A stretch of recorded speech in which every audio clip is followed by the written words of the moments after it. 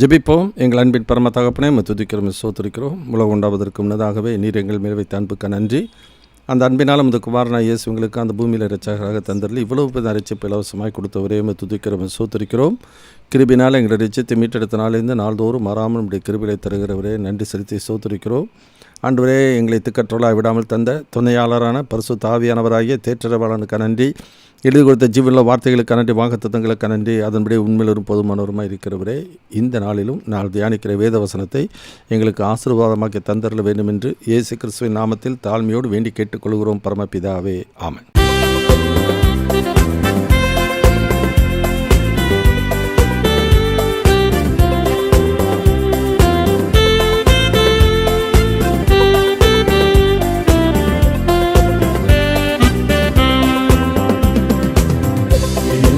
மறவா இயேசுநாதா, உந்தன் தயவா என்னை நடத்தும்.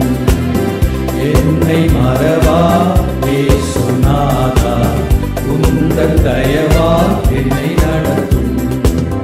வல்ல ஜீவ வாக்குத்தத்தங்கள் வரைந்தனக்காய் இதனாலே ஸ்தோத்திரம். வல்ல ஜீவ வாக்குத்தத்தங்கள் வரைந்தனக்காய் ஈந்ததாலே ஸ்தோத்திரம். ஆபத்திலே அரும் துணையே, பாதைக்கு நல்ல தீபமிதே. ஆபத்திலே அரும் துணையே, பாதைக்கு நல்ல தீபமிதே. என்னை மறவா இயேசுநாதா, உந்தன் தயவா என்னை நடத்தும். பயப்படாதே, பலகரத்தாலே பாதுகாப்பே என்பதாலே ஸ்தோத்திரம். பயப்படாதே, பலகரத்தாலே பாதுகாப்பே என்பதாலே ஸ்தோத்திரம். பாசம் என்னேல் நீ வைத்ததினால் பறிக்க இயலாத வரும் என்னை.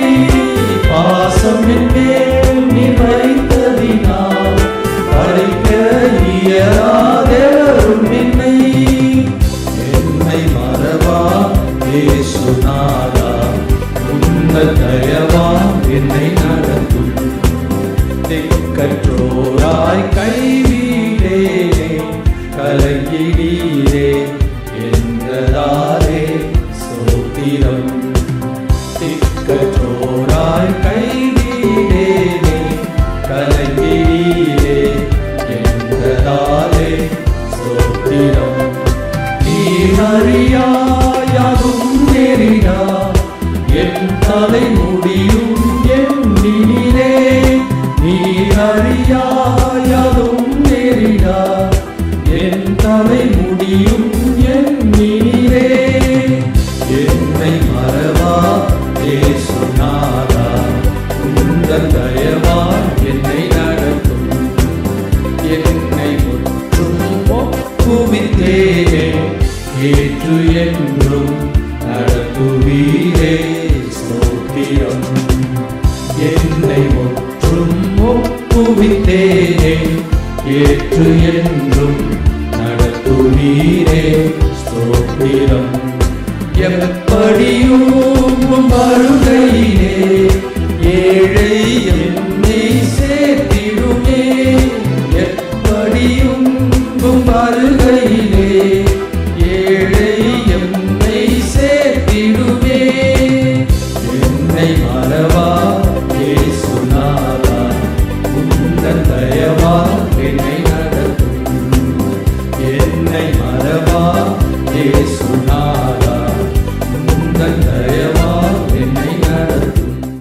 கர்த்தருடைய பரிசுத்தமுள்ள நாமம் மைப்படுவதாக. இதனாலும் நம்முடைய தியானத்திற்கென்று 1 தெசலோனிக்கேயர் புத்தகம் 4ஆம் அதிகாரத்தை நாம் தியானிக்க இருக்கின்றோம். கிறிஸ்துவின் வருகையும் கிறிஸ்தவர்களும் என்கிற தலைப்பிலே 4வது செய்தியாக இன்றைக்கு நாம் பார்க்க இருக்கின்றோம். 1 தெசலோனிக்கேயர் புத்தகத்திலே ஒவ்வொரு அதிகாரத்தினுடைய இறுதியிலே ஆண்டோடைய வருகையும் கிறிஸ்தவர்கள் அதற்கு எப்படி ஆயத்தமுள்ளவர்களாக இருக்க வேண்டும் என்பதை குறித்து நாம் பார்க்கின்றோம்.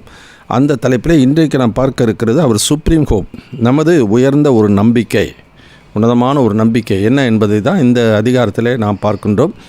அந்த நம்பிக்கை மட்டும் இருந்து பிரயோஜனம் இல்லை, நம்பிக்கைக்கேற்ற வாழ்க்கை இருக்கணும். அதை தான் வாசிக்கும்போது முதல் 4ஆம் அதிகாரம் முதல் 2 வசனத்தை வாசித்து நாம் தியானிப்போம். 1 தெசலோனிக்கேயர் chapter 4 verses 1 and 2. அன்றியும் சகோதரரே, நீங்கள் இன்னின்ன பிரகாரமாய் நடக்கவும் தேவனுக்கு பிரியமாய் இருக்கவும் வேண்டுமென்று நீங்கள் எங்களால் கேட்டு ஏற்றுக்கொண்டபடியே அதிகமாய் தேரும்படிக்கு கர்த்தராகிய இயேசுவுக்குள் உங்களை வேண்டிக் கொண்டு புத்தி சொல்லுகிறோம்.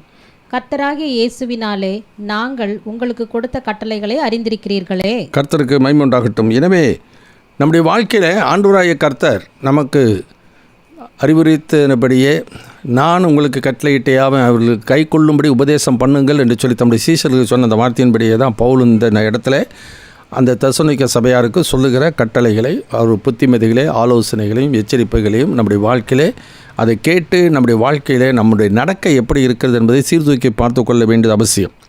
ரட்சிக்கப்பட்டது மாத்திரமல்ல, மனம் திரும்பினது மாத்திரமல்ல, அதற்கேற்ற ஒரு நடக்கை நம்மிலே காணப்பட வேண்டியது அவசியம்.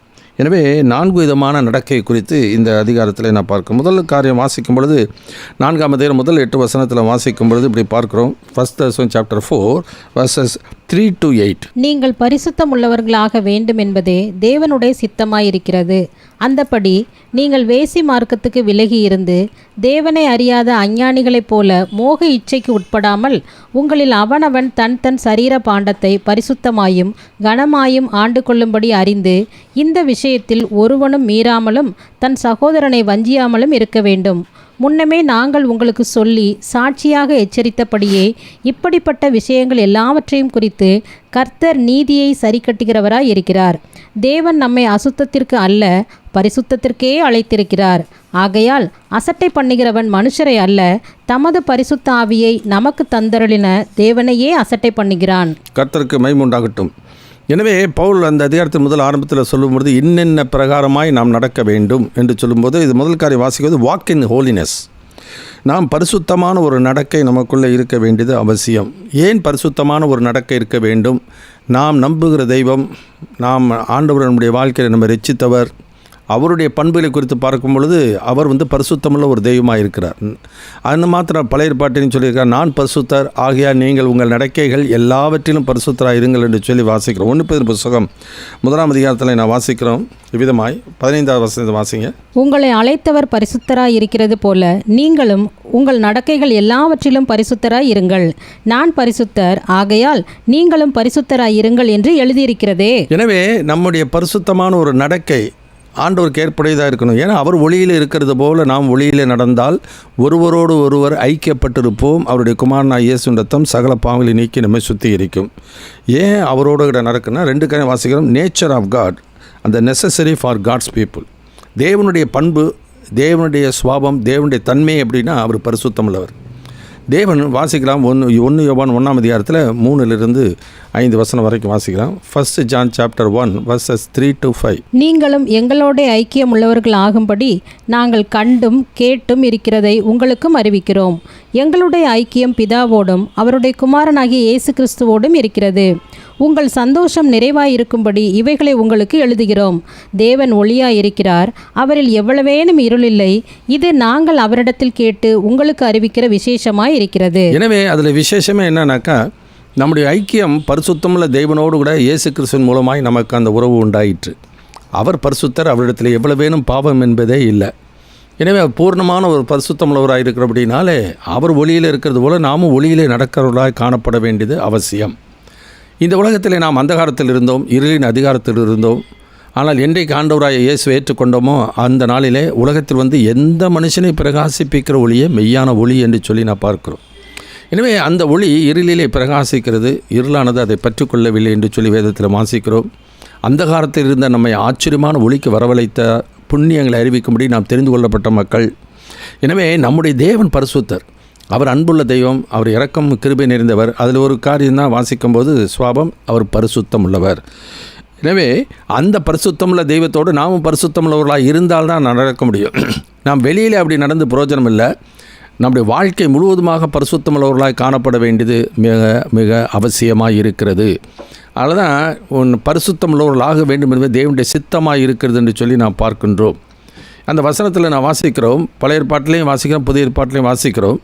1 பேதுரு புத்தகம் 2ஆம் அதிகாரம் 9ஆம் வசனத்தை அப்படி வாசிக்கிறோம். 1 பேதுரு புத்தகம் 2ஆம் அதிகாரம் 9ஆம் வசனம். நீங்களோ உங்களை அந்தகாரத்தினின்று தம்முடைய ஆச்சரியமான ஒளியினிடத்திற்கு வரவழைத்தவருடைய புண்ணியங்களை அறிவிக்கும்படிக்கு தெரிந்து கொள்ளப்பட்ட சந்ததியாயும் ராஜரீகமான ஆசாரிய கூட்டமாயும் பரிசுத்த ஜாதியாயும் அவருக்கு சொந்தமான ஜனமாயும் இருக்கிறீர்கள். கர்த்தருக்கு ஸ்தோத்திரம். நாம் அவருக்கு சொந்தமானவர்கள், அவராலே நாம் பரிசுத்தமாக்கப்பட்டவர்கள், அவருடைய பரிசுத்த ஆவியை நாம் பெற்றவர்கள், இந்த உலகத்திலிருந்து வேறு பிரிக்கப்பட்ட மக்கள்.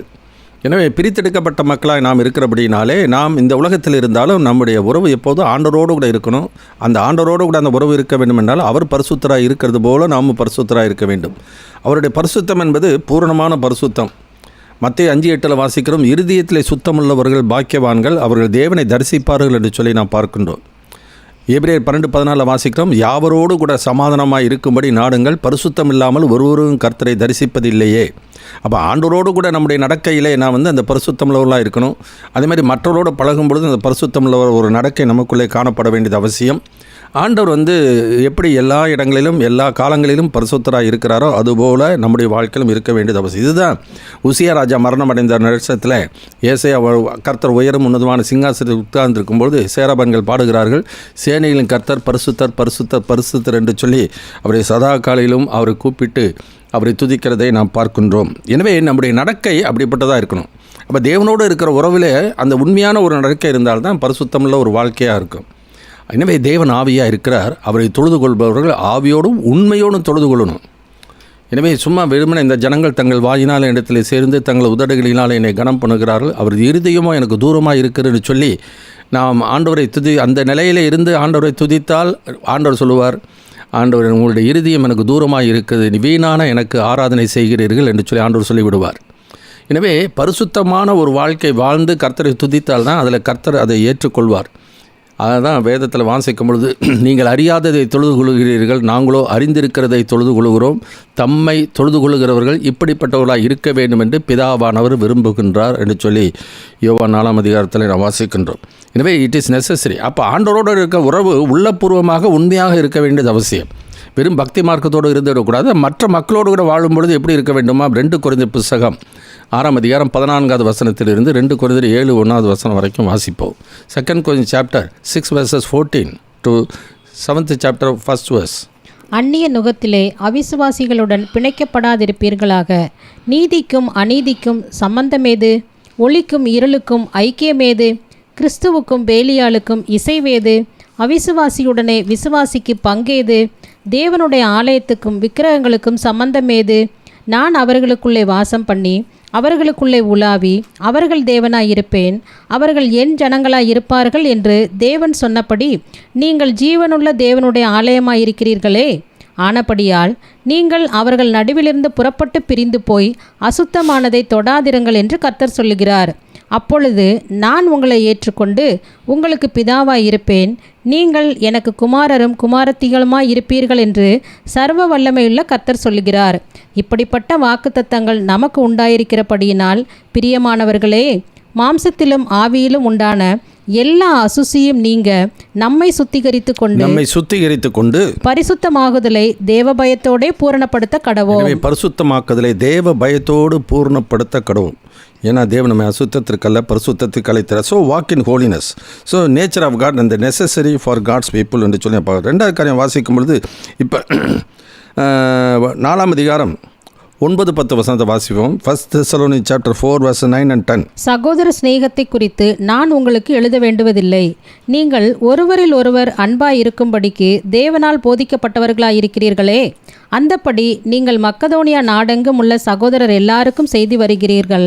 சகோதரரே, அன்பிலே நீங்கள் இன்னும் அதிகமாய் பெருகவும் புறம்பே இருக்கிறவர்களை பற்றி யோக்கியமாய் நடந்து ஒன்றிலும் உங்களுக்கு குறைவில்லாதிருக்கும்படிக்கும் நாங்கள் உங்களுக்கு கட்டளையிட்டபடியே அமைதல் உள்ளவர்களாய் இருக்கும்படி நாடவும் உங்கள் சொந்த அலுவல்களை பார்க்கவும் உங்கள் சொந்த கைகளினாலே வேலை செய்யவும் வேண்டும் என்று உங்களுக்கு புத்தி சொல்லுகிறோம். வசனத்தை வாசிக்கும் போது வாக் இன் ஹெவன்லி லவ், அதாவது தெய்வீக அன்பிலே நாம் நடந்து கொள்ள வேண்டியது அவசியமா.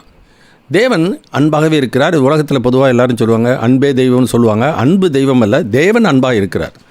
தேவன் ஒளியாக இருக்கிறார். ஒளியெல்லாம் தெய்வம் அல்ல, தேவன் ஒளியாக இருக்கிறார்.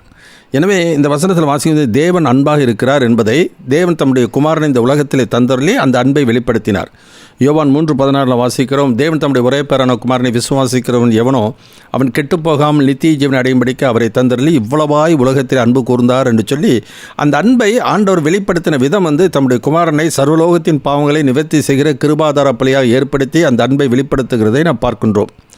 இதை 1 யோவான் 4:8-9-10 வசனத்தில் அப்படி பார்க்கிறோம். அன்பில்லாதவன் தேவனை அறியான், தேவன் அன்பாகவே இருக்கிறார். தம்முடைய ஒரே பேரான குமாரனாலே நாம் பிழைக்கும்படிக்கு தேவன் அவரை இவ்வுலகத்திலே அனுப்பினதினால் தேவன் நம்மேல் வைத்த அன்பு வெளிப்பட்டது. நாம் தேவனிடத்தில் அன்பு கூர்ந்ததினால் அல்ல, அவர் நம்மிடத்தில் அன்பு கூர்ந்து நம்முடைய பாவங்களை நிவர்த்தி செய்கிற கிருபாதார பலியாக தம்முடைய குமாரனை அனுப்பினதினாலே அன்பு உண்டாயிருக்கிறது. பிரியமானவர்களே, தேவன் இவ்விதமாய் நம்மிடத்தில் அன்பு கூர்ந்திருக்க நாமும் ஒருவரிடத்தில் ஒருவர் அன்பு கூற கடனாளிகளாய் இருக்கிறோம். எனவே இந்த அன்பு நம்முடைய வாழ்க்கையை நாம் செய்ய வேண்டிய அன்பு என்கிற கடனை இல்லாமல் வேற கடன் நமக்கு இல்லாமல் இருக்கட்டும் என்று சொல்லி வேதத்தில் நான் வாசிக்கிறோம். அப்போ தேவனோடு கூட நல்ல ஒரு உறவு வைத்திருக்கிற ஒருவன் அந்த தேவனுடைய பண்புகளை உடையவனாய், தேவனுடைய ஆவியை உடையவனாய் அவன் இருக்கின்றான். ரோமர் 5:5 வாசிக்கும்போது நமக்கு அருளப்பட்ட பரிசுத்த ஆவியினாலே தேவனுடைய அன்பு நம்முடைய இருதயத்தில் ஊற்றப்பட்டு இருக்கிறபடியால் என்று சொல்லி நாம் பார்க்கிறோம். எனவே அந்த அன்பின் ஆவியை நம்ம உள்ளத்தில் ஊற்றிருக்கிறபடினாலே அந்த ஆவியிலே நிறைந்தவன் எதில் நிறைந்திருப்பான்? தேவனுடைய அன்பிலே நிறைந்திருப்பான். அதுதான் கலாத்தியர் 5:5 வாசிக்கும் பொழுது ஆவியின் கனியோ அன்பு என்று முதல்ல பார்க்கிறோம். ஒருவன் பரிசுத்தாவில் நிரம்பியிருந்தால் அவனுடைய வாழ்க்கையில் வெளிப்பட வேண்டியது தெய்வத்தினுடைய அன்பு. அதுதான் தெய்வத்தினுடைய பண்பு. அந்த அன்பு இல்லாதவன் தேவனை அறியலேன்னு அர்த்தம். ஸோ காட்லி லவ் அது வாசிக்கும் போது it was revealed by God, it was revealed through Christ. கிறிஸ்துவின் மூலமாக அந்த அன்பானது இந்த உலகத்துக்கு வெளிப்படுத்தப்பட்டது. It is realised by the Christians. கிறிஸ்தவர்கள் அந்த அன்பை என்ன பண்ணியிருக்கிறாங்க? உணர்ந்து கொண்டிருக்கிறார்கள், அதை அறிந்திருக்கிறார்கள். ரோமர் 5:5 5, 6, 7, 8 வசனம் வாசிப்போம். ரோமர் சாப்டர் 5:5 மேலும் நமக்கு அருளப்பட்ட பரிசுத்த ஆவியினாலே தேவ அன்பு நம்முடைய இருதயங்களில் ஊற்றப்பட்டிருக்கிறபடியால் அந்த நம்பிக்கை நம்மை வெட்கப்படுத்தாது. அன்றியும் நாம் பலனற்றவர்களாய் இருக்கும்போதே குறித்த காலத்தில் கிறிஸ்து அக்கிரமக்காரருக்காக மரித்தார். நீதிமானுக்காக ஒருவன் மரிக்கிறது அரிது, நல்லவனுக்காக ஒருவேளை ஒருவன் மரிக்க துணிவான். நாம் பாவிகளாய் இருக்கையில் கிறிஸ்து நமக்காக மரித்ததினாலே தேவன் நம்மேல் வைத்த தமது அன்பை விளங்க பண்ணுகிறார். கர்த்தருக்கு சோத்திரம். எனவே ஆண்டவர் தமது அன்பை இயேசுடைய கல்வாரி பாடு மரணத்தின் மூலமாக தியாகப்பலியாக ஒப்பு கொடுத்து அன்பை வெளிப்படுத்திவிட்டார். அந்த இயேசுவை இரட்சகராக ஏற்றுக்கொள்ளுடைய வாழ்க்கையிலே அந்த அன்பை விளங்கிக் கொள்கிறார்கள். அந்த அன்பிலே நாம் நிலைத்திருக்க வேண்டும் என்பதற்காக பரிசுத்த ஆவியை நமக்கு தந்திருக்கிறார். அந்த பரிசுத்த ஆவியிலே நிரம்பி இருக்கிறவன் அன்பிலே நிறைந்தவனாய் காணப்படுவான். அன்பிலே நடக்கிறவனாய் அவன் இருக்க வேண்டும். இல்லாவிட்டால் அவன் அந்த அன்பை மட்டும் இருந்து பிரயோஜனம் இல்லை, அன்பிலே வளர்ச்சி காணப்பட வேண்டியது அவசியம். வேதத்தில் வாசிக்கிறோம், 1 கொரிந்தியர் 13:13 வாசிக்கிறோம், விசுவாசம், நம்பிக்கை, அன்பு, இது 3 நிலைத்திருக்கிறது, அன்பே பெரியது என்று சொல்லி நான் பார்க்கிறோம். அது இந்த கடைசி நாட்களிலே மத்திய 24 வாசிக்கும் பொழுது அக்கிரமம் மிகுதியாவதனாலே அநேகருடைய அன்பு தணிந்து போகும், முடிவு பரியந்த நிலைத்திருக்கிறவனே ரட்சிக்கப்படுவான். எதிலே நிலைத்திருக்க வேண்டுமா? தேவனுடைய அன்பிலே நிலைத்திருக்க வேண்டும். ஏன்னா யோவான் 13:1 வாசிக்கிறோம், அவர் முடிவு பரியந்தம் அவரிடத்தில் அன்பு வைத்தார் என்று சொல்லி நான் பார்க்கிறோம். அது மாத்திரமல்ல, அந்த அன்பு என்கிற அந்த கட்டளையை நமக்கு ஆண்டவர் கொடுத்திருக்கிறார். யோவான் எழுதின சுவிசேஷம் 13 வாசிக்கும் பொழுது இப்படி பார்க்கிறோம். 35 வசனத்தில் வாசிக்கலாம். நீங்கள் ஒருவரில் ஒருவர் அன்புள்ளவர்களாய் இருந்தால் அதனால் நீங்கள் என்னுடைய சீஷர்கள் என்று எல்லாரும் அறிந்து கொள்வார்கள் என்றார். எனவே நான் உங்களில் அன்பு கூர்ந்தது போல நீங்களும் ஒரு அன்புள்ளவர்களாக இருக்க வேண்டும், புதிதான கட்டளையை நான் உங்களுக்கு கொடுக்குறேன் என்று சொல்லி முதல் வசனத்திலே நான் பார்க்கின்றோம்.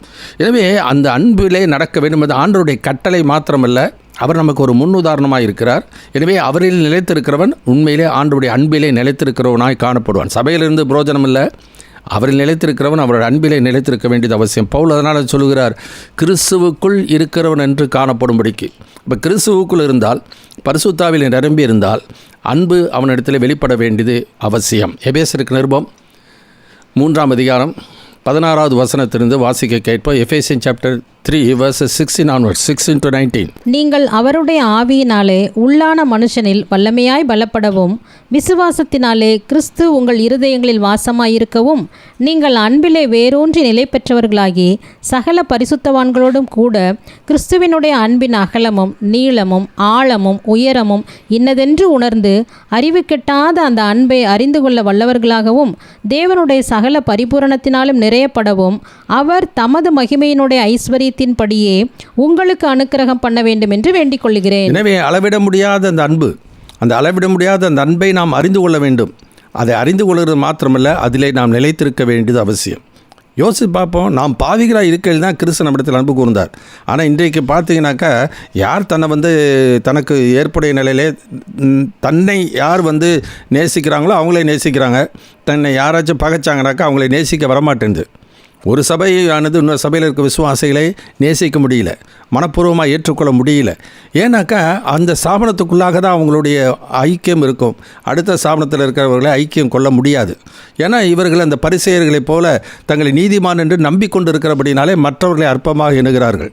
மத்தேயு 5ஆம் அதிகாரத்தில் 43ஆம் வசனத்திலிருந்து கடைசி 48ஆம் வசனம் வரைக்கும் வாசிக்க கேட்போம். Matthew chapter 5 verses 43 onwards. உனக்கடுத்தவனை சிநேகித்து உன் சத்துருவை பகைப்பாயாக என்று சொல்லப்பட்டதை கேள்விப்பட்டிருக்கிறீர்கள். நான் உங்களுக்கு சொல்லுகிறேன், உங்கள் சத்துருக்களை சிநேகியுங்கள், உங்களை சபிக்கிறவர்களை ஆசீர்வதியுங்கள், உங்களை பகைக்கிறவர்களுக்கு நன்மை செய்யுங்கள், உங்களை நிந்திக்கிறவர்களுக்காகவும் உங்களை துன்பப்படுத்துகிறவர்களுக்காகவும் ஜெபம் பண்ணுங்கள். இப்படி செய்வதினால் நீங்கள் பரலோகத்தில் இருக்கிற உங்கள் பிதாவுக்கு புத்திரராயிருப்பீர்கள். அவர் தீயோர் மேலும் நல்லோர் மேலும் தமது சூரியனை உதிக்க பண்ணி நீதியுள்ளவர்கள் மேலும் அநீதியுள்ளவர்கள் மேலும் மழையை பெய்ய பண்ணுகிறார். உங்களை சிநேகிக்கிறவர்களையே நீங்கள் சிநேகிப்பீர்களானால் உங்களுக்கு பலன் என்ன? ஆயக்காரரும் அப்படி செய்கிறார்கள் அல்லவா? உங்கள் சகோதரரை மாத்திரம் வாழ்த்துவீர்களானால் நீங்கள் விசேஷித்து செய்கிறது என்ன? ஆயக்காரரும் அப்படி செய்கிறார்கள் அல்லவா? ஆகையால் பரலோகத்தில் இருக்கிற உங்கள் பிதா பூரண சற்குணராயிருக்கிறது போல நீங்களும் பூரண சற்குணராய் இருக்க கடவீர்கள். ஆமேன். கர்த்தருக்கு மகிமை உண்டாகட்டும். எனவே அன்பிலே பூரணமாக இருக்க வேண்டியது அவசியம். பூர்ண அன்பு பயத்தை புறம்பே தள்ளும் என்று சொல்லி வேதத்தில் நான் வாசிக்கிறோம். எனவே ஆவிலே நிறைந்தவன் அன்பிலே நிறைந்திருக்கிறான். அன்பிலே நிறைந்தவன் பாரபட்சம் இல்லாமல் எல்லா இடத்துல அன்பு கூறுகிறவனாய் காணப்படுவான். இந்த அன்பு தான் தேவனிடத்தில் இருந்தது. அந்த அன்பு தான் பாவிகளாக இருக்கையில், அக்கிரமக்காரர்களாக இருக்கையில், தேவனுக்கு தூரமாக இருக்கையில் அந்த அன்பின் நிமித்தமாக இயேசு தம்மை ஒப்பு கொடுத்தார். அந்த இயேசுவை ஏற்றுக்கொண்டபடினால தான் நாம் ரட்சிக்கப்பட்டு ஆண்டவருடைய பிள்ளைகளாக இருக்கிறோம். இப்போ ஆண்டவருடைய பிள்ளைகள் என்று நாம் சொல்லுவோமானால், ஆண்டவருடைய ஆவியை பெற்றவர் என்று சொல்லுவோமானால், அந்த பண்பு அந்த குணாதிசயம் நமக்குள்ளே காணப்பட வேண்டியது அவசியம். அதனால தான் பவுல் இந்த இடத்துல எழுதும்போது வாக் இன் ஹெவன் இல்லை, பரலோக அன்பு. அதாவது அவங்கவுங்க கொள்கைக்கு ஏற்ப பரிசை ஏற்றுக்கொள்வாங்க, சரிசெய்தை ஏற்றுக்கொள்வாங்க. ஏறுவது கொள்கையை ஏற்றுக்கொண்ட ஏறுவது கொள்கையை ஏற்றுக்கொண்ட ஒரு கூட்டம் இருக்கும். ஆனால் இவங்க எல்லாம் சேர்ந்து தான் இயேசுவை சிலுவையில் ஆணையடித்து கொன்றார்கள். எனவே தேவனுடைய அன்பு என்பதை நம்முடைய வாழ்க்கையிலே நாம் உணர்ந்து கொள்ள வேண்டியது அவசியம். It was revealed through Christ and it is realise by Christians. கிறிஸ்தவர்கள் அதை அறிந்து உணர்ந்திருப்பார்கள் என்றால் அதிலே நிலைத்திருக்கணும், அதில் வளர்ச்சி காணப்பட வேண்டியது அவசியம். இல்லாவிட்டால் அந்த கடைசி நாட்களிலே அன்பு தனிந்து போகும், ஆண்டுடைய அன்பிலே நிலைத்திராமல் போய்விடுவோம். ஏன்னா கொடிய காலங்கள் வரப்போகிறது, கட்டுப்படுத்த முடியாத காலங்கள் வரப்போகிறது. அந்த காலத்திலும் ஆண்டவர் சிலுவையிலே அன்பை வெளிப்படுத்தினது போல நாமும் அன்பை வெளிப்படுத்த கடவுளாக இருக்கிறோம். ஸோ வாக் இன் ஹெவன் இல்லை. மூன்றாவது காரியம் வாசிக்கும் பொழுது 1 தெசலோனிக்கர் 4ஆம் அதிகாரம் 11-12 வசனத்தை வாசிப்போம். 1 தெசலோனிக்கர் chapter 4 verses 11 and 12. புறம்பே இருக்கிறவர்களை பற்றி யோக்கியமாய் நடந்து ஒன்றிலும் உங்களுக்கு குறைவில்லாதிருக்கும்படிக்கு நாங்கள் உங்களுக்கு கட்டளையிட்டபடியே அமைதியில் உள்ளவர்களாய் இருக்கும்படி நாடவும், உங்கள் சொந்த அலுவல்களை பார்க்கவும், உங்கள் சொந்த கைகளினாலே வேலை செய்யவும் வேண்டுமென்று உங்களுக்கு புத்தி சொல்கிறோம். கர்த்தருக்கு ஸ்தோத்திரம். மூன்றாவது காரியம் வாசிக்கும் பொழுது walk in honesty. Walk in honestly, அதாவது நேர்மையாக நம்முடைய வாழ்க்கையில் எப்போது நடக்க வேண்டியது அவசியம்.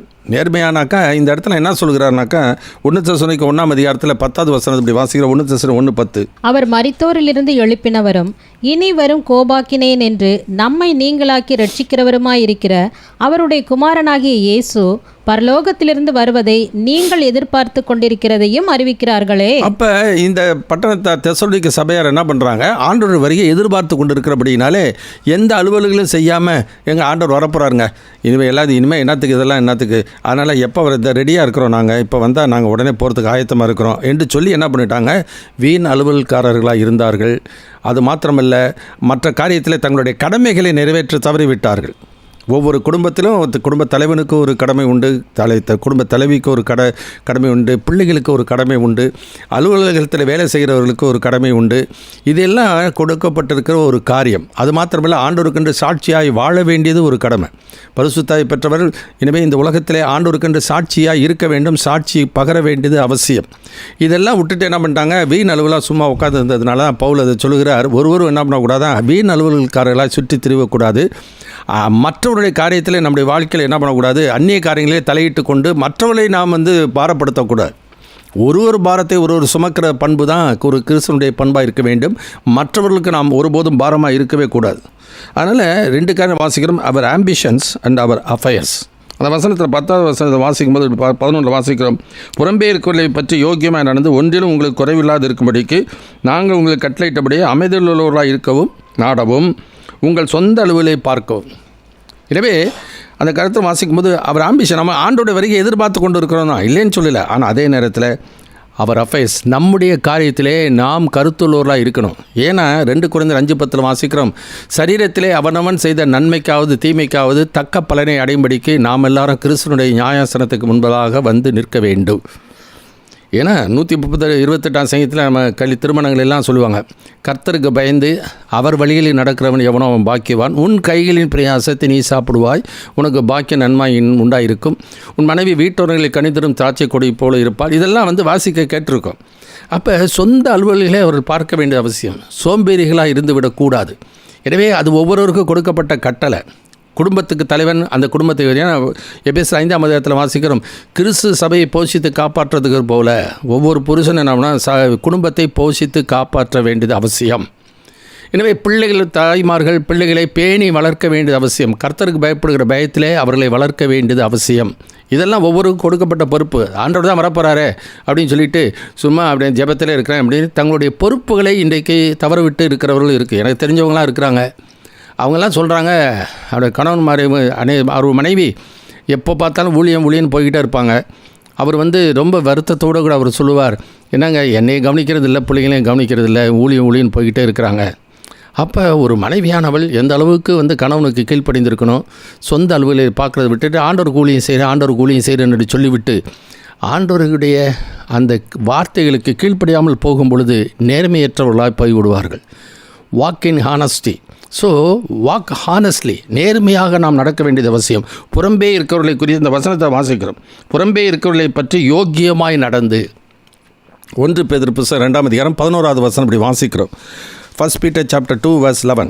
பிரியமானவர்களே, அந்நியர்களும் பரதேசிகளுமாயிருக்கிற நீங்கள் ஆத்மாவுக்கு விரோதமாய் போர் செய்கிற மாம்ச இச்சைகளை விட்டு விலகி, புறஜாதிகள் உங்களை அக்கிரமக்காரர் என்று விரோதமாய் பேசும் விஷயத்தில் அவர்கள் உங்கள் நற்கிரியைகளை கண்டு அவற்றின் நிமித்தம் சந்திப்பின் நாளிலே தேவனை மகிமைப்படுத்தும்படி நீங்கள் அவர்களுக்குள்ளே நல் நடக்கை உள்ளவர்களாய் நடந்து கொள்ளுங்கள் என்று உங்களுக்கு புத்தி சொல்லுகிறேன். கர்த்தருக்கு மகிமை உண்டாகட்டும். நல் நடக்கை உள்ளவர்களாய் காணப்பட வேண்டியது அவசியம். அந்த வசனத்தில் ரோமருக்கு நிருபம் 5ஆம் அதிகாரத்தில் 2, 3, 4 வசனம் இப்படி வாசிக்கிறோம், அவர் மூலமாக இந்த கிருபையில் பிரவேசிக்கும் ஸ்லாக்கியத்தை பெற்று தேவ மகிமை அடைவோம் என்கிற நம்பிக்கையினாலே மேன்மை பாராட்டுகிறோம். அதனால் மேன்மை பாராட்டு மட்டும் பிரயோஜனம் இல்லை, அதை மாத்திரம் உபத்திரம், பொறுமை பரிச்சை நம்பிக்கை உண்டாக்குறது என்று அறிந்து நாங்கள் உபத்திரவத்தில் மேன்மை பாராட்டுகிறோம். எனவே அவர்கள் எதிர்பார்ப்பு இருந்தது மாத்திரமல்ல, அதற்கேற்ற ஒரு கிரியை அவர்களுடைய வாழ்க்கையில் இருந்தது. அன்பின் பிரயாசம் என்று சொல்லி நாம் பார்க்கிறோம், நம்பிக்கையின் பொறுமை என்று சொல்லி நாம் பார்க்கிறோம், விசுவாசத்தின் கிரியை என்று சொல்லி பார்க்கிறோம். ஒன்று இல்லாமல் அப்படியே அவர்கள் வீண் அலுவல்காரர்களாய் அவர் இருந்தார்கள். தங்களுடைய சொந்த அலுவலை பார்க்காமல் இருந்தார்கள், மற்றவர்களுக்கு பாரமாக இருந்து கொண்டிருந்தார்கள். ஏன்னா ஆண்டவர் வரப்போறாருன்னு அந்த எதிர்பார்ப்பில் அவர்கள் இருந்து விட்டார்கள். அப்போ தான் பவுல் இந்த காரியத்தை சொல்கிறார், சொந்த அலுவல்களை அவன் பார்க்க வேண்டும். இன்றைக்கு அதை நம்முடைய வாழ்க்கையை சீர்து நம்முடைய கடமையை நாம் நிறைவேற்ற வேண்டியது அவசியம். அதிலே ஈடுபடாமல் வெறும் பக்தி மார்க்கம் என்று சொல்லிக்கொண்டு அப்படியே உட்கார்ந்து இருக்கிறது அல்ல. எனவே அவர் அஃபேர்ஸ், நம்முடைய அலுவலர்கள் எப்படிப்பட்டதாக இருக்குது, நேர்மையாக இருக்கிறதா, தேவனுக்கு முன்னதாக நேர்மையாக இருக்கணும், மற்ற மக்களுக்கு முன்னதாக நேர்மையாக இருக்கணும், என்னுடைய உள்ளத்திலே என்னுடைய வாழ்க்கைக்கும் என்னுடைய உள்ளத்திற்கும் நேர்மையாக இருக்கணும். என் வாயின் வார்த்தைகளும் என் இருதயத்தின் தியானமும் கர்த்தருக்கு பிரீதியாக இருப்பதாக. அதே மாதிரி ஊழியம் செய்தாலும் அதே மாதிரி தான், பிதாவின் சித்தம் செய்கிறவனை பரலோக ராஜ்யத்தில் பிரவேசிப்பான். எனவே ஊழியம் செய்யும்போதும் அது உண்மையாக நேர்மையாக செய்யப்பட வேண்டியது அவசியம். பவுல் சொல்கிறார், நான் மனுஷனே தேவனையா யாரை நாடி போதிக்கிறேன், யாரை பிரியப்படுத்த பார்க்கிறேன், நான் இன்னும் மனுஷனை பிரியப்படுத்தவர்களாக இருந்தால் நான் தேவனுடைய ஊழியன் அல்ல. அப்போ நேர்மையாக ஊழியம் செய்கிறவன் தேவனை பிரியப்படுத்தவர்களாக இருக்கிறான். அவனுடைய மனதின்படி அல்ல, தேவனுடைய சித்தத்தின்படி செய்கிறவனாய் காணப்பட வேண்டியது அவசியம். ஸோ வாக் இன் ஹானஸ்டி, புரியுங்களா? அது நேர்மையாக நடக்க வேண்டுமா. 4வது காரியம், அந்த 4ஆம் அதிகாரத்தில் 13-18 வசனம் வரைக்கும் ஆடிப்போம். 1 Thessalonians chapter 4 verse 13-18. அன்றியும் சகோதரரே, நித்திரை அடைந்தவர்களின் நிமித்தம் நீங்கள் நம்பிக்கையற்றவர்களான மற்றவர்களைப் போல துக்கித்து அறிவில்லாதிருக்க எனக்கு மனதில்லை. இயேசுவானவர் மரித்து பின்பு எழுந்திருந்தார் என்று விசுவாசிக்கிறோமே, அப்படியே இயேசுவுக்குள் நித்திரை அடைந்தவர்களையும் தேவன் அவரோடே கூட கொண்டு வருவார். கர்த்தருடைய வார்த்தையை முன்னிட்டு நாங்கள் உங்களுக்கு சொல்லுகிறதாவது, கர்த்தருடைய வருகை மட்டும் உயிரோடு இருக்கும் நாம் நித்திரை அடைந்தவர்களுக்கு முந்திக் கொள்வதில்லை. ஏனெனில் கர்த்தர்தாமே ஆரவாரத்தோடும் பிரதான தூதனுடைய சத்தத்தோடும் தேவ எக்காலத்தோடும் வானத்திலிருந்து இறங்கி வருவார். அப்பொழுது கிறிஸ்துவுக்குள் மரித்தவர்கள் முதலாவது எழுந்திருப்பார்கள். பின்பு உயிரோடு இருக்கும் நாமும் கர்த்தருக்கு எதிர்கொண்டு போக மேகங்கள் மேல் அவர்களோட கூட ஆகாயத்தில் எடுத்துக்கொள்ளப்பட்டு இவ்விதமாய் எப்பொழுதும் கர்த்தருடனே கூட இருப்போம். ஆகையால் இந்த வார்த்தைகளினாலே நீங்கள் ஒருவரை ஒருவர் தேற்றுங்கள். கர்த்தருக்கு ஸ்தோத்திரம். எனவே அந்த தெசலோனிக்க சபையார் ஆண்டோட வரியை எதிர்பார்த்து கொண்டே இருந்தபடினாலே அவர்கள் தங்களுடைய கடமைகளை நிறைவேற்ற தவறிவிட்டார்கள். தவறிவிட்டது மாத்திரமல்ல, அநேகர் அவர்கள் மரித்து விட்டார்கள். சிலர் மரித்து விட்டோன்னே ஐயோ இறந்துட்டாங்களே, ஐயோ ஆண்டோட வருகையில் இங்கே இல்லாமல் போயிட்டாங்களே, என்ன பண்ணுறது, உயிரோடு இருக்கவங்க தானே ஆண்டோரை பார்ப்பாங்க, இவங்க இனிமேல் இறந்துட்டாங்க, இனிமேல் பார்க்க போகிறதில்ல அப்படின்ற மாதிரி ஒரு எண்ணம். ஏன்னா புறவினைத்தார் அவர்களுக்கு மற்ற உயிர்த்தெழுதலோ மற்ற காரியங்களோ முன்னாடி தெரியாது. அவர்களுக்கு இப்போ தான் இயேசுவை ஏற்றுக்கொண்ட மக்கள். அதுவும் 3 ஓய்வு நாளிலே அவர்கள் இயேசுவை ஏற்றுக்கொண்டு சபை ஸ்தாபிக்கப்பட்டிருக்கிறது. இந்த நாளிலே 2000 ஆண்டுகளுக்கு பின்னதாக நாம் இருக்கிறது போல் அல்ல. அவர்கள் ஆரம்ப நாட்களிலே பைபிளும் கிடையாது, ஒன்றும் கிடையாது. அப்போ பவுல் அந்த பிரசங்கத்தை சொன்ன அந்த காரியத்தில் தான் அவர்கள் ஆரம்பத்திலே அவர்கள் அந்த பரிசுத்தாவினாலே அவர்கள் நிரப்பப்பட்டவர்களாய் பரிசுத்தாவி கேட்ட நடக்க அவருடைய வாழ்க்கையில் காணப்பட்டது. அதனால தான் பவுல் இந்த காரியத்தில் இறந்து போய் விட்டவர்கள் குறித்து நீங்கள் துக்கித்து அழ வேண்டியது அவசியம் இல்லை என்று சொல்லிவிட்டு, நீங்கள் நம்பிக்கையற்றவர்களான மற்றவர்களைப் போல துக்கித்து அறிவில்லாதிருக்க மனதில்லை. ஏன்னாக்கா மற்றவங்களாம் என்ன சொல்லுவாங்கன்னா, மறிச்சிட்டாங்கன்னா எல்லாம் முடிஞ்சு போச்சு, இனிமேல் அவ்வளவுதான் அப்படின்னு சொல்லுவாங்க. ஆனால் கிறிஸ்தவருடைய வாழ்க்கையில் அது முடிஞ்சு போகலை. அவருடைய வாழ்க்கையில் இனிமே தான் மகிமையான ஒரு வாழ்க்கை அவர்களுக்கு வெளிப்பட போகிறது. எனவே உண்மையாக நித்திய இளைப்பாறுதலுக்குள்ளே அவர்கள் பிரவேசித்து விடுகிறார்கள். வெளிப்படுத்தல் 14:13 வாசிக்கிறோம். பரலோகத்திலிருந்து ஒரு சத்தம் உண்டாக கேட்டேன், அது கர்த்தருக்குள் மரிக்கிறவர்கள் இது முதல் பாக்கியவான்கள் என்று எழுது. அவள் தங்கள் பிரயாசங்களை விட்டு ஓய்ந்து இளைப்பாறுவார்கள். அவருடைய கிரிகைகள் அவர்களோடு கூட போகும். ஆவியானவரும் ஆம் என்று திருவலம் பற்றுகிறார். உண்மையான ஒரு ஆன்மீக இளைப்பாறுதலிலே அவர்கள் அங்கே பிரவேசிக்கிறவர்களை பார்க்கின்றோம். எனவே இந்த நம்பிக்கை நமக்குள்ளே இருக்கணும். அந்த நம்பிக்கையிலே நீங்கள் உறுதியாக இருக்க வேண்டும் என்பதற்காக சொல்லுகிற காரியம் வாக் இன் ஹோப். நம்பிக்கையிலே என்ன பண்ணுங்கள், நம்பிக்கையோடு நடந்து கொள்ளுங்கள். ஏன்னா 3 காரியங்கள் வாசிக்கிறோம். ரெசரக்ஷன் ஆஃப் கிரைஸ்ட், 2வது ரிட்டர்ன் ஆஃப் கிரைஸ்ட், 3வது ரீயூனியன் ஆஃப் கிறிஸ்டியன்ஸ். அதாவது ரெசரக்ஷன் ஆஃப் கிரைஸ்ட், கிறிஸ்துனுடைய உயிர்த்தெழுதலை குறித்து பவுல் அங்கே சொல்லுகிறதை நான் பார்க்கிறோம். இயேசுவே அதை சொல்லியிருக்கிறார். யோவான் எழுதின சுவிசேஷம் 11ஆம் அதிகாரம் 25-26 வசனம் இப்படி வாசிக்கிறோம். John chapter 11 verse 25-26. இயேசு அவளை நோக்கி, நானே உயிர்த்தெழுதலும் ஜீவனுமாயிருக்கிறேன். என்னை விசுவாசிக்கிறவன் மரித்தாலும் பிழைப்பான். உயிரோடு இருந்து என்னை விசுவாசிக்கிறவன் எவனும் என்றென்றைக்கும் அறியாமலும் இருப்பான். இதை விசுவாசிக்கிறாயா என்றார். அப்போ உயிர்த்தெழுந்திருப்பான்னு ஆண்டவர் சொல்கிறாரு. அந்த சகோதரி என்ன சொல்கிறாங்க, உயிர்த்தெழுதல் நடக்கும் கடைசி நாளிலே உயிர்த்தெழுந்து வைப்பான். அப்போ எல்லாரும் ஒரு நாளில் உயிர்த்தெழ போகிறாங்க அப்படின்ற எண்ணத்தில் தான் இருந்தார்கள் ஒழிய எப்போ எழுந்திருப்பார்கள் அதை குறித்து வேதத்தில் வாசிக்கிறோம். உயிர்த்தெழுதலை குறித்து யோவான் எழுதின சுவிசேஷம் 5ஆம் அதிகாரம் 28-29 வசனத்தில் இயேசு கூறுகிறார். John chapter 5 verse 28-29. இதை குறித்து நீங்கள் ஆச்சரியப்பட வேண்டாம். ஏனென்றால் பிரேத குழியில் உள்ள அனைவரும் அவருடைய சத்தத்தை கேட்கும் காலம் வரும். அப்பொழுது நன்மை செய்தவர்கள் ஜீவனை அடையும்படி எழுந்திருக்கிறவர்களாகவும் தீமை செய்தவர்கள் ஆக்கினையை அடையும்படி எழுந்திருக்கிறவர்களாகவும் புறப்படுவார்கள். கல்லறைகளை விட்டு புறப்படுவார்கள். இது இயேசு முன்னாடியே சொல்லியிருந்தபடினாலே அந்த சகோதரி என்ன சொல்கிறாங்க, உயிர்த்தெழுதல் நடக்கும் கடைசி நாளிலே அவர்களும் உயிர்த்தெழுந்திருப்பார்கள் என்று சொல்லிவிட்டு சொல்லுகிறதை பார்க்கிறோம். அப்போ சொல்கிறாரு, நான் தான் உயிர்த்தெழுதல் ஜீவனுமாக இருக்கிறேன். என்னை விசுவாசிக்கிறவன் மரித்தாலும் பிழைப்பான். உயிரோடு இருந்து என்னை விசுவாசிக்கிறவன் என்றென்றைக்கும் மறியாமல் இருப்பான். இதை விசுவாசிக்கிறாயா என்று சொல்லுகிறார். ஏன்னாக்கா இயேசு என்ன சொல்கிறார், நான் என் ஜீவனை நான் கொடுக்கறது தான் வந்தேன், அது கொடுக்கவும் எனக்கு அதிகாரம் உண்டு, அதை எடுத்துக்கொள்ளவும் எனக்கு அதிகாரம் உண்டு என்று சொல்லி அவர் இயேசு சொல்கிறதை நாம் பார்க்கின்றோம். அது மாத்திரமல்ல, யோவான் 14ஆம் அதிகாரத்தில் இயேசு தம்முடைய சீசர்களை பார்த்து சொல்லும் பொழுது 14:1 வாசிக்கிறோம். உங்கள் இருதயம் கலங்காதிருப்பதாக, தேவனிடத்தில் விசுவாசமாயிருங்கள், என்னிடத்திலும் விசுவாசமாயிருங்கள். என் பிதாவின் வீட்டில் அநேக வாசஸ்தலங்கள் இருக்கிறது. அப்படி இல்லாதிருந்தால் உங்களுக்கு சொல்லியிருப்பேன். உங்களுக்கென்று ஒரு பிரத்யேகமாக ஒரு ஸ்தலத்தை ஆயத்தம் பண்ணின பின்பு நான் வந்து உங்களை என்னோடு கூட சேர்த்து கொள்வேன். இதெல்லாம் இயேசு கிறிஸ்து உலகத்தில் இருந்த நாட்களில் தம்முடைய சீஷர்களிடத்திலே சொன்ன ஒரு வார்த்தைகள்.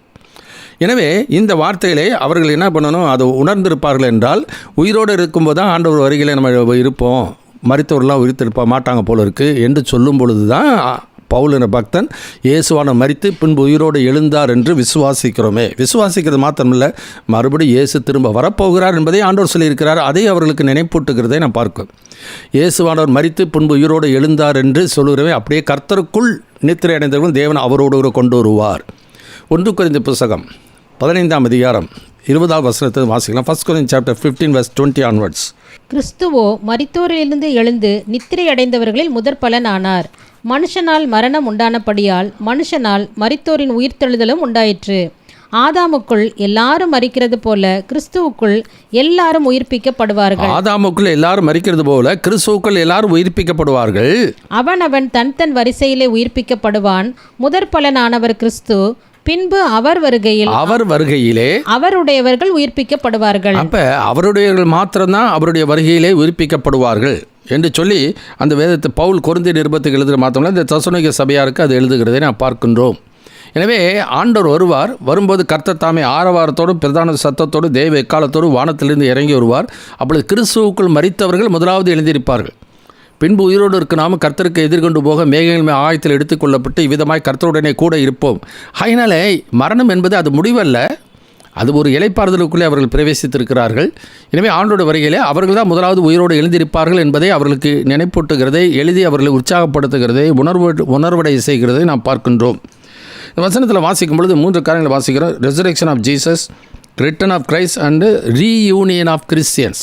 ரீயூனியன்னாக்கா இப்போ இவங்க எங்கே இருக்கிறாங்க? எபேசியர் 3ஆம் அதிகாரம் 14ஆவது வசனம் இப்படி வாசிக்கிறோம். Ephesian chapter 3 verse 14.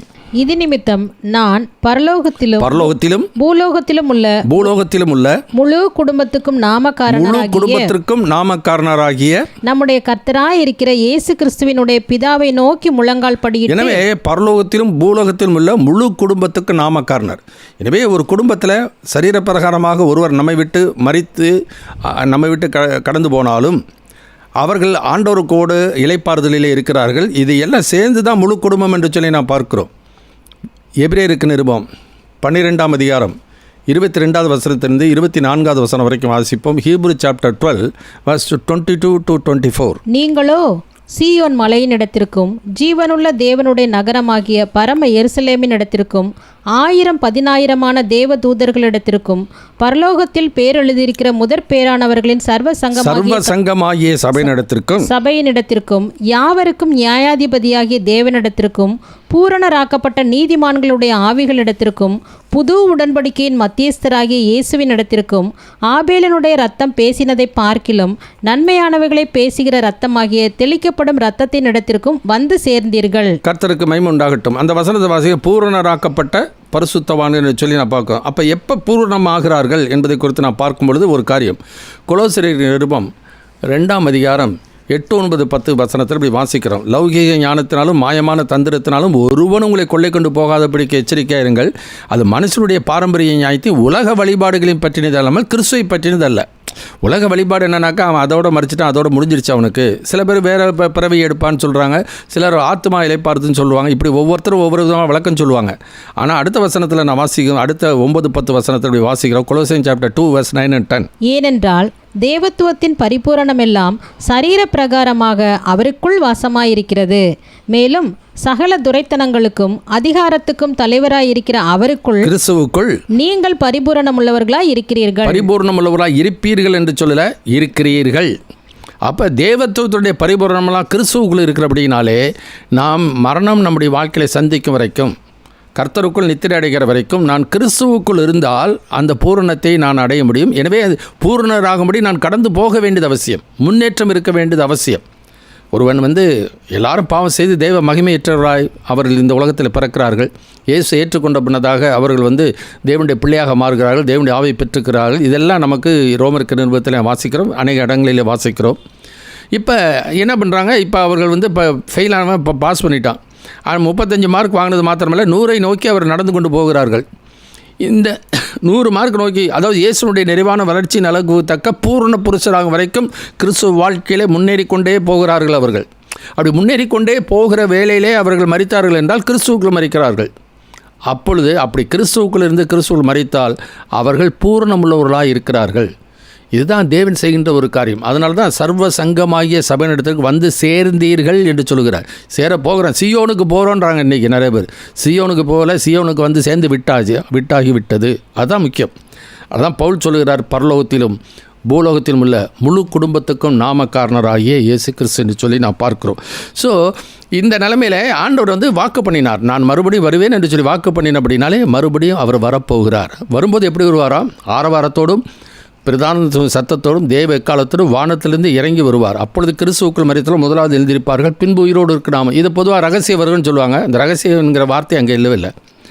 அந்த இடத்துல நல்லா போட்டிருக்கு. அந்த வசனத்தில் வாசிக்கும்போது வரும்போது எடுத்துக்கொள்வாரா, எடுத்துக்கொள்வதற்காக வருகிறாரா? ரகசிய வருகையை சொல்லுகிறவர்கள் என்ன சொல்கிறாங்க? எடுத்துக்கொள்வதற்காக வருகிறார் என்று சொல்லி. ஆனால் வசனம் அப்படி இல்லை. ஆரவாரத்தோடும் பிரதான சத்தத்தோடு தெய்வ கால வானத்தில் இறங்கி வருவார்.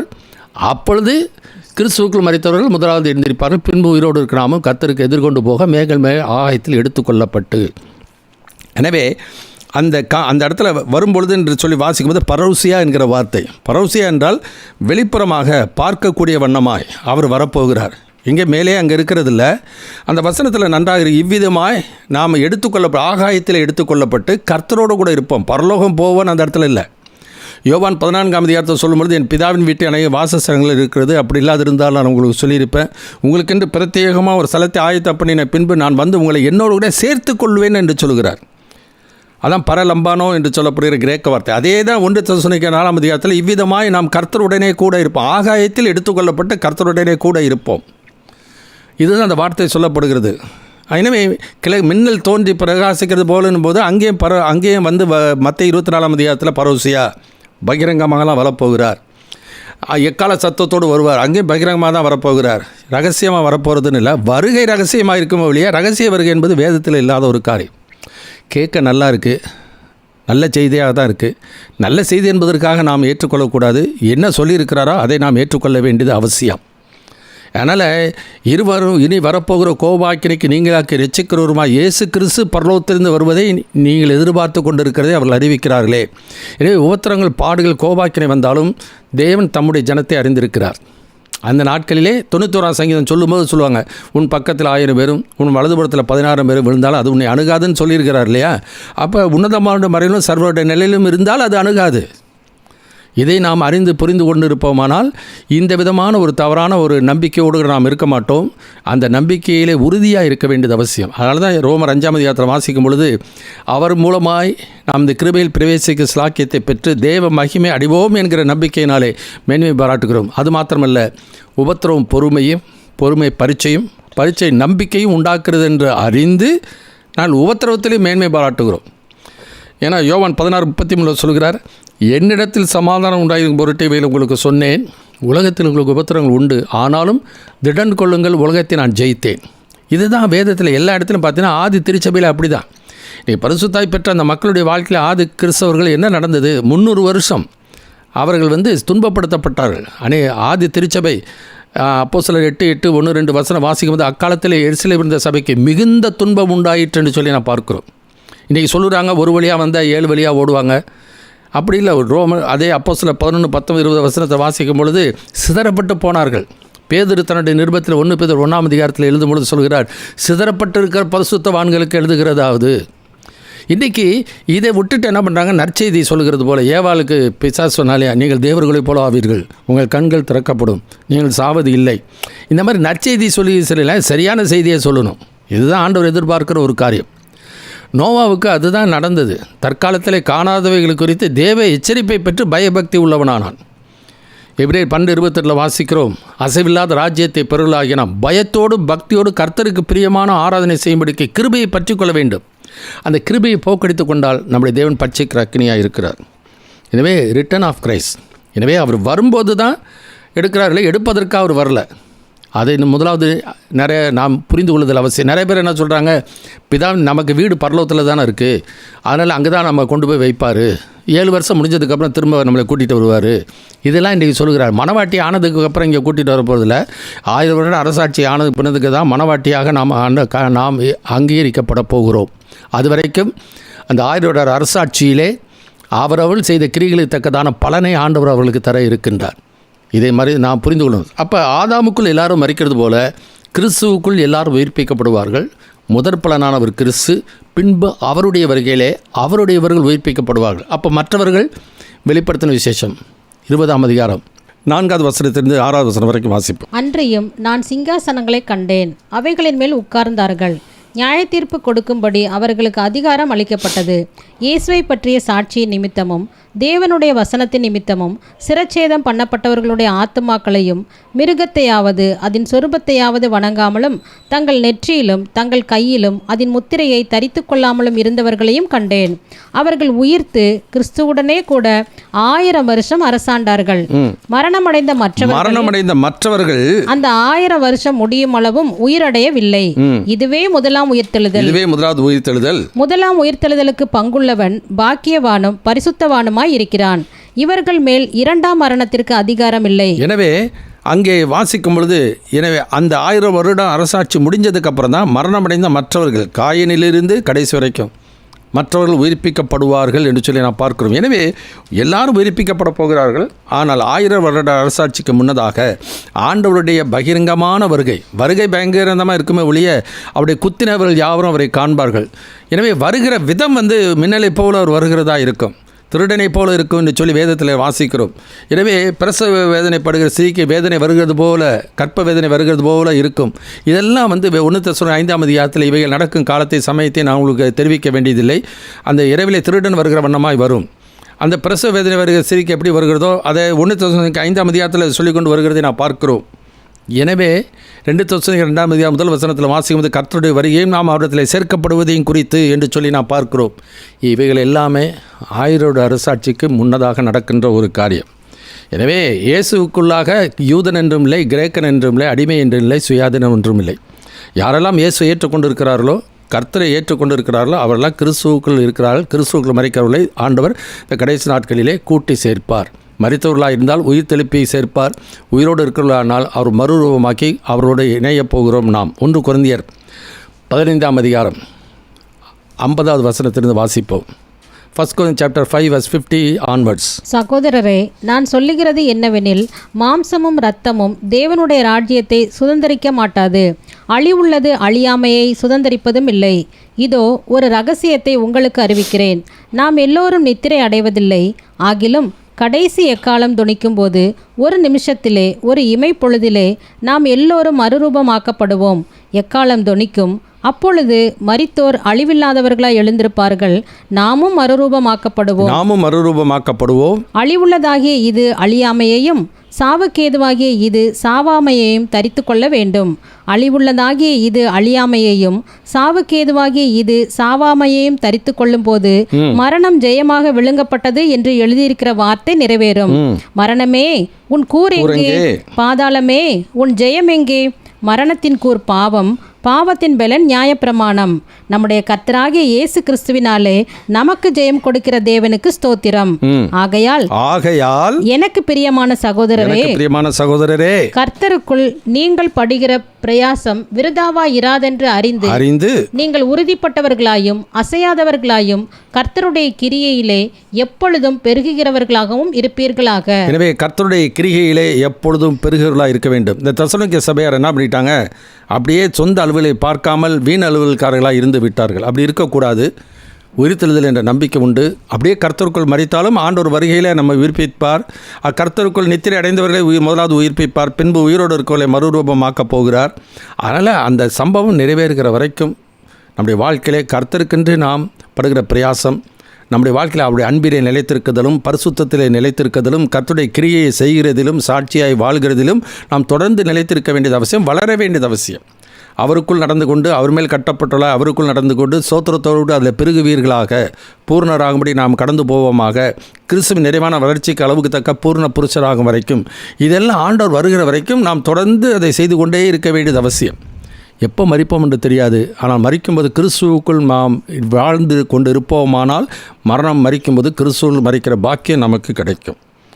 அதனால் ஆண்டவராக இயேசு கிறிஸ்து இந்த கடைசி நாட்களிலே வரப்போகிறார். ஏன்னா 2000 ஆண்டுகளுக்கு முன்னதாக அந்த தெசலோனிக்கே சபையாருக்கு அந்த விவரமெல்லாம் அவர்களுக்கு தெரியாததுனால தான் நிருபத்தை எழுதுகிறார். எனவே 4 காரியங்களை பார்த்தோம். வாக் இன் ஹோலினஸ், பரிசுத்தத்திலே நாம் நடந்து கொள்ளணும். வாக் இன் ஹெவன்லி லவ், தேவனுடைய அன்பிலே, பரலோக தெய்வீக அன்பிலே நாம் நடந்து கொள்ள வேண்டும். வாக் இன் ஹானஸ்டி, நேர்மையாக நாம் நடந்து கொள்ள வேண்டும். வாக் இன் ஹோப், நம்பிக்கையோடு கூட நாம் நடந்து கொள்ள வேண்டியது அவசியம். அவர்கள் தூரத்திலே கண்டு நம்பி அணைத்து கொண்டு இந்த உலகத்தில் தங்களை அந்நியர்களும் பரதேசிகளும் சொல்லி அறிக்கையிட்டு விசுவாசத்தோடு மரித்தார்கள். மேகம் போன்ற இத்தனை தரமான சாட்சிகள் நம்மை சூழ்ந்து கொண்டிருக்க பாரமான யாவற்றையும் நெருக்க பாவத்தையும் தள்ளிவிட்டு விசுவாசத்தை துவக்குறவரும் முடிக்கிறவருமாக இருக்கிற இயேசு கிறிஸ்துவை நோக்கி நமக்கு நியமித்திருக்கிற ஓட்டத்திலே பொறுமையோடு கூட ஓடக்கடவோம். நின்றுவிடக்கூடாது. ஆண்டவர் அந்த விசுவாசம் முடிக்கிற வரைக்கும் ஓடிக்கொண்டே இருக்க வேண்டியது அவசியம்.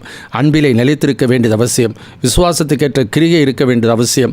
நம்பிக்கையிலே பொறுமையாக இருக்க வேண்டியது அவசியம். கண்களை மூடுவோம், நாம் ஜெபிக்கலாம். எங்கள் அன்பின் பரம தகப்பனே, துதிக்கிறோம் அப்பா, நான் சோத்திருக்கிறோம். இந்த நாளிலும் நாங்கள் தியானித்த வேத பகுதிகளுக்காக நன்றி செலுத்துகிறோம்.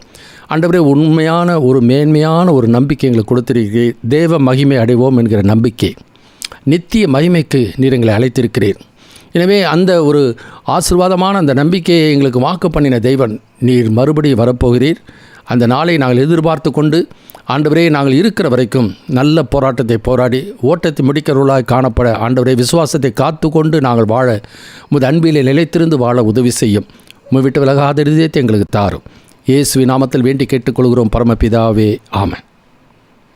என் ஆத்துமாவே கர்த்தரை ஸ்தோத்திரி, என் முழு உள்ளமே அவருடைய பரிசுத்தமுள்ள நாமத்தை ஸ்தோத்திரி. என் ஆத்துமாவே கர்த்தரை ஸ்தோத்திரி, அவர் செய்த சகல உபகாரங்களை மறவாதே, ஆமென்.